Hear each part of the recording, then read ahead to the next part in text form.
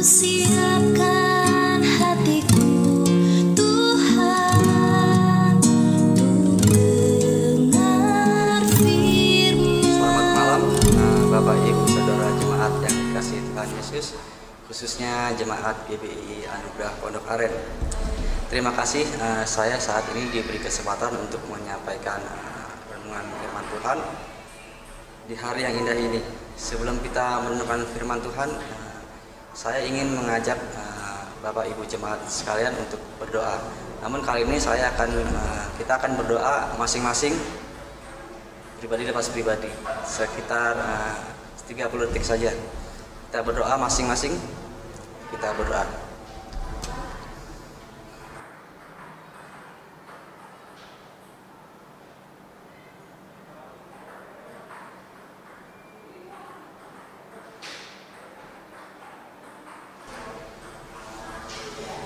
Amin. Bapak Ibu jemaat yang dikasihi Tuhan, mengapa saya mengajak Bapak Ibu jemaat untuk berdoa masing-masing? Karena firman Tuhan saat ini mengajar kita untuk berdoa. Dan doa adalah untuk menyampaikan keinginan-keinginan kita kepada Allah untuk hal-hal yang sesuai dengan kehendaknya. Kita akan merenungkan firman Tuhan dari Injil Lukas pasal 11 ayat 2 sampai 4. Saya akan membacakan. Jawab Yesus kepada mereka, "Apabila kamu berdoa, katakanlah, Bapa, dikuduskanlah namamu, datanglah kerajaanmu. Berikanlah kami setiap hari makanan kami yang secukupnya, dan ampunilah kami akan dosa kami, sebab kami pun mengampuni setiap orang yang bersalah kepada kami." Firman Tuhan yang kita renungkan saat ini saya beri judul hal berdoa, sama seperti perikop, yaitu hal berdoa dari pasal 11 ayat 1 sampai 13. Ayat ini jelas sekali mengajarkan cara kita untuk berdoa kepada Tuhan. Mengapa kita harus berdoa kepada Tuhan? Karena kita ini ciptaan Tuhan. Kalau bukan sama Tuhan, pada siapa lagi? Kita harus berdoa untuk mendekatkan diri kepada Tuhan dengan menjalin hubungan melalui komunikasi dengan Tuhan. Saya akan beri contoh. Kita akan mengenal seseorang jika kita berkomunikasi dengannya. Sama halnya dengan doa. Sebagai sarana kita membangun komunikasi dengan Tuhan, kita akan semakin mengenal dengan Tuhan, semakin bersandar padanya, dan semakin bergantung kepada Tuhan. Komunikasi itu harus berjalan melalui dua arah, yaitu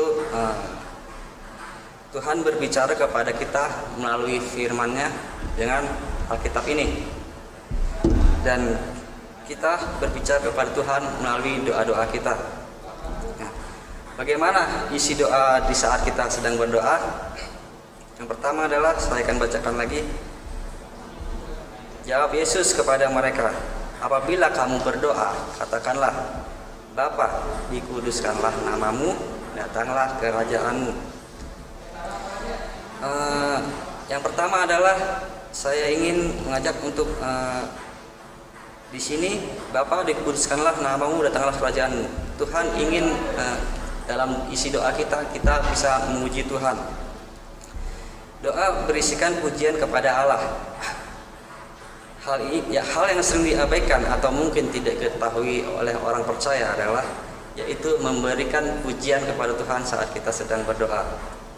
Sering doa hanya dipahami sebagai keluh kesah kita atau hanya sebagai sarana untuk menyampaikan sesuatu yang kita berbeban berat, dan seringkali kita bergumul untuk doa-doa kita dalam kehidupan kita sehari-hari. Dan juga kita seringkali berdoa hanya meminta berkat dan berkat saja. Di sini dikatakan dikuduskanlah namamu, datanglah kerajaanmu. Artinya kita harus mengungkapkan pujian dan syukur dalam doa kita untuk menunjukkan kesadaran kita akan siapa Tuhan dan siapa kita sebagai ciptaannya. Ketitik, saya akan memberi contoh. ketika kita minta sesuatu kepada orang lain, atau misalnya orang tua kita atau teman kita, kita kalau minta sesuatu kita biasanya memuji dia dulu, kita merayu dia dulu supaya hati dia senang. Setelah senang baru kita minta ini dong, minta itu, mungkin dia akan memberikannya. Begitu juga jika kita berdoa, kita harus dalam isi doa kita harus bisa memuji dan memuliakan Tuhan terlebih dahulu. Nah, yang kedua adalah ayat 3 saya bacakan, berikanlah kami setiap hari makanan kami yang secukupnya. Yang kedua yaitu di sini, berikanlah kami setiap hari makanan kami yang secukupnya. Kita memohon kepada Tuhan. Kita minta, berikanlah kami. Kita minta kepada Tuhan, minta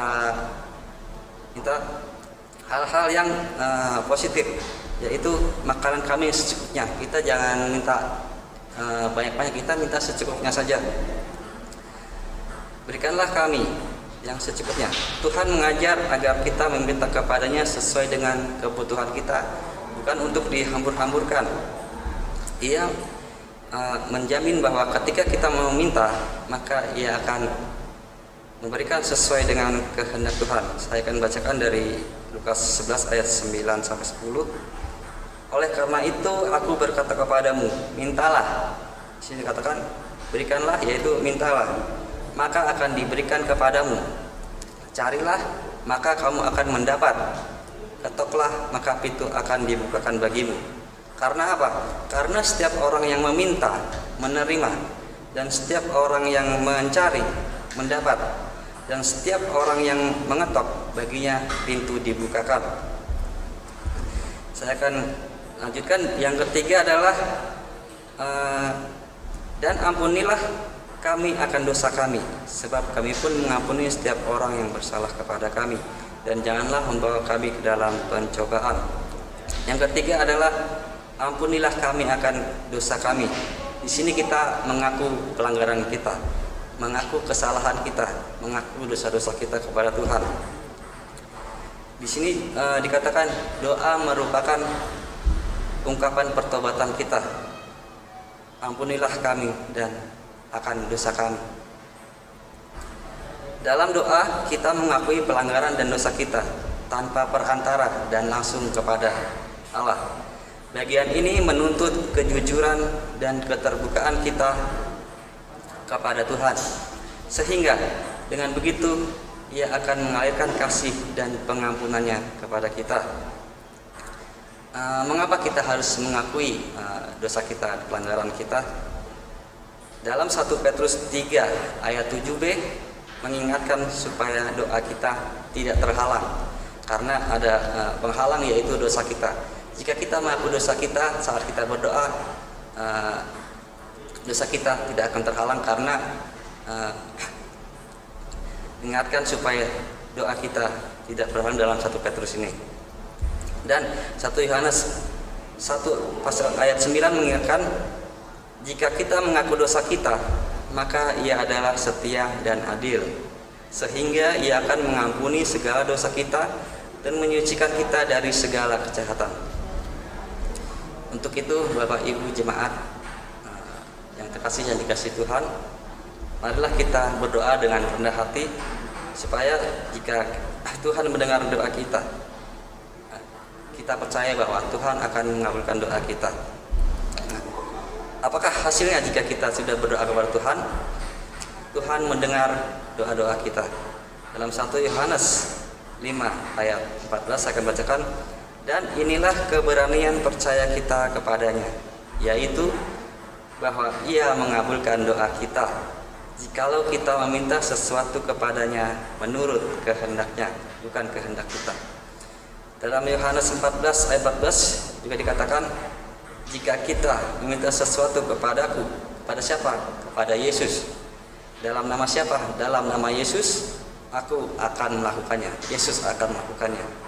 Kita harus berdoa dalam nama Yesus.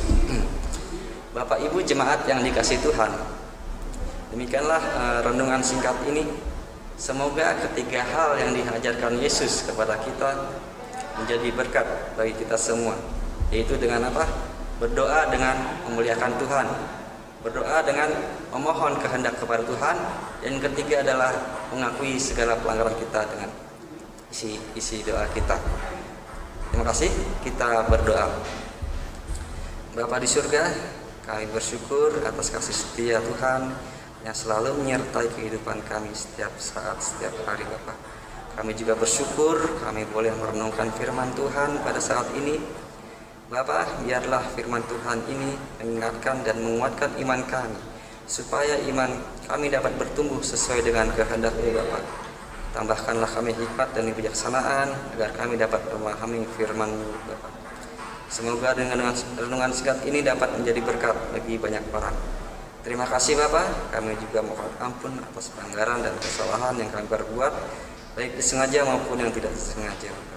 Terima kasih Bapa, kami serahkan semua dalam tangan kuasa Tuhan. Hanya di dalam nama Tuhan Yesus kami berdoa dan bersyukur. Amin. Terima kasih.